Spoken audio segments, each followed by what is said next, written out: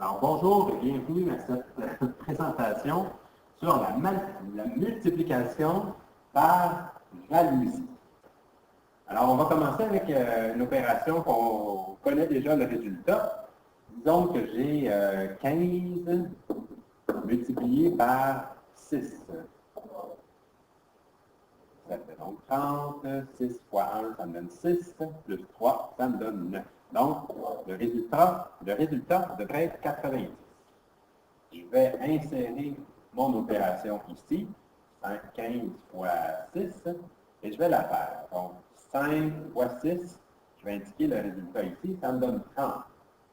Je mets mon nombre ainsi, et ensuite, 5 fois 1, ça me donne 6 fois 1, ça me donne 6. Je vais indiquer le résultat ici, ce qui me donne 6. Une fois que j'ai fini l'opération, il ne me reste plus qu'à descendre les nombres en suivant ce qui est indiqué ici, c'est-à-dire la pente.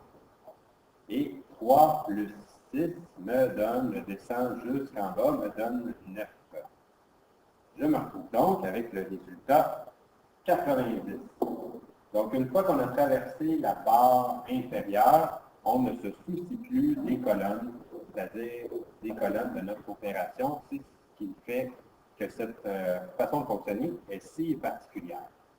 Deuxième exemple, passons à une opération légèrement plus difficile. Disons 138 fois 12. Donc, si je faisais 138 fois 10 en tant qu'estimation, ça me donnerait 1380. Puisque ce n'est pas fois 10, mais bel et bien fois 12, on va s'attendre à ce que ce résultat soit légèrement supérieur. Toujours important de faire une estimation avant de faire notre opération. Donc, avec la méthode par jalousie, je fais 2 fois 8 me donne 16. Ensuite, 2 fois 3, ça me donne 6. Et 2 fois 1, ça me donne 2. En haut maintenant, 1 fois 8 va me donner 8. Comme ceci. Voilà. 1 fois 3 va me donner 3. Et 1 fois 1 va me donner 1. Voilà. Plus difficile et quasiment résolu. Allons-y en descendant les nombres. On a ici un 6. 8 plus 1, ça me donne 9. Plus 5, ça me donne, excusez-moi, 15. Ouais, c'est ça, 15. 2 plus 3, ça me donne 5. Plus 1, ça me donne 6. Et mon 1, je le descends jusqu'en bas, ce qui me donne mon 1. Donc, mon résultat va être ce qui est proche 1600 de mon estimation.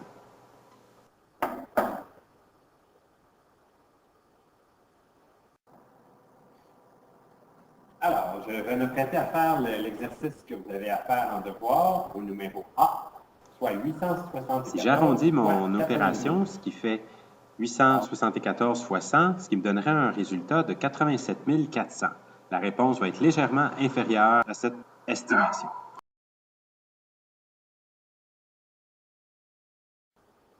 « 2 fois 4 me donne 8. 2 fois 7 me donne 14. 2 fois 8 me donne 16. Ensuite, je passe à mon autre. 9 fois 4, ça me donne 36. 9 fois 7, 63. Et 9 fois 8 me donne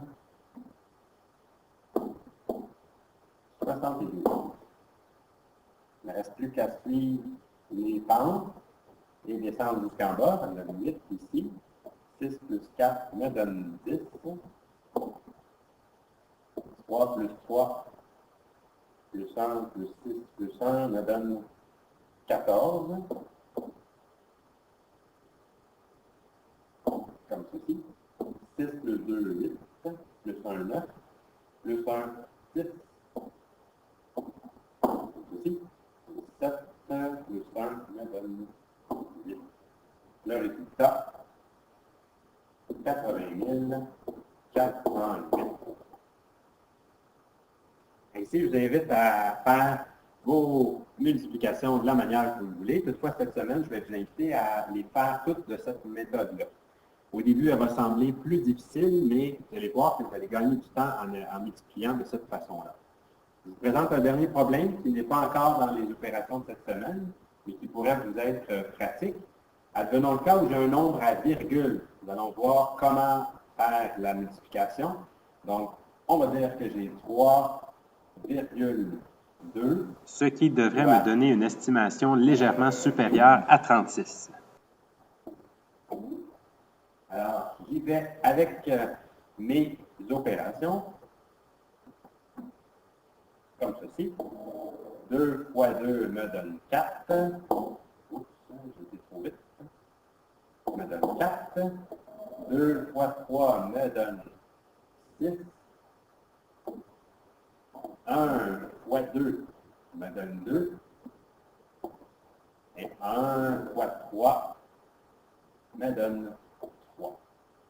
Il ne reste plus qu'à faire pareil comme s'il n'y avait pas de virgule. Donc, le 4 descend en bas, ici. 6 plus 2 me donne 8. Et le 3 se descend jusqu'en bas. Toutefois, ce serait impossible de dire que 3 fois 12 me donne 380 quelques. Il faut donc que j'aille compter combien j'ai de nombres après la virgule. Ici, j'ai un nombre après la virgule. Ici, je n'en ai pas. Quand je dis ici, je parlais de cet endroit-là. Donc, je vais prendre la virgule et je vais la passer de 1 vers la gauche. Donc, 38,4 sera la réponse.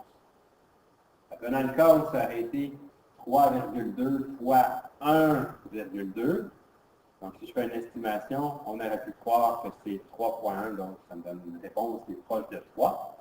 Donc à ce moment-là, j'aurais eu un nombre après la virgule et un deuxième après la virgule. J'aurais simplement pris ma virgule et le tassé de 2, ce qui m'aurait donné 3,89. Donc, cette méthode-là fonctionne aussi bien avec les nombres décimaux que les nombres entiers. Je vous souhaite de réaliser un excellent travail et de réécouter cette vidéo au besoin, aussi souvent que au besoin.